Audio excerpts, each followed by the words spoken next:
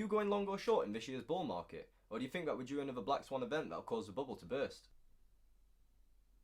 You what? Whether you've just started investing or you've been investing for years, stock market terms can be quite confusing. Whether you're reading articles or talking to your friends about the stock market, it's easy to not understand everything that's being said. In this video, I'm going to explain all of the stock market terms that you need to know in a fast fire style.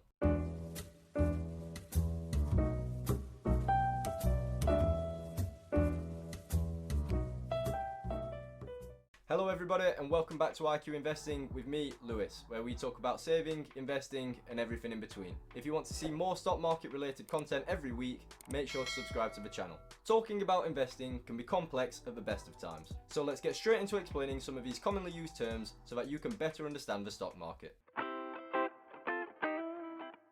One of the most common pairs of terms that is used to describe some markets is a bull market or a bear market. A bull market is defined as a 20% increase of the price of a specific market or the whole market. It generally relates to positive feelings about the market and optimism for future returns. A bear market is defined as a 20% decrease in the price of a specific market or the whole market.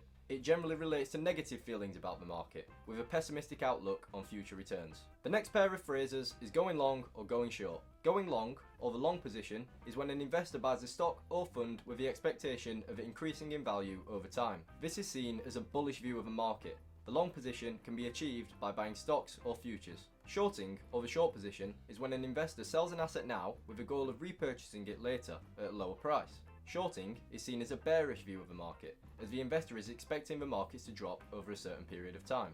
The next term is ticker symbol, which relates to stocks and shares that are traded on the stock market. A ticker symbol is a 3 or 4-letter code which relates to a specific stock or ETF that is traded on the stock market. For example, MSFT is the ticker symbol for Microsoft. The ticker symbol often relates to the name of a company. However, these ticker symbols can be very creative. Take the Cambria Marijuana Industry ETF, which has the ticker symbol TOKE.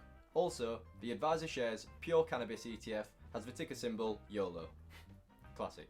The next phrase, which is a black swan event, is very relevant to 2020. It is defined as an event that is extremely hard to predict. It is derived from Nassim Nicholas Taleb's book of the same name. Coronavirus and the 2008 banking crisis are both described as black swan events. These type of events explain why the stock market can be both risky and unpredictable. You may have also heard of the next term, which is a blue chip stock. Blue chip stocks are shares of well-established, financially stable and profitable companies. It basically refers to a high-quality company, which is derived from blue, being the highest value of poker chip.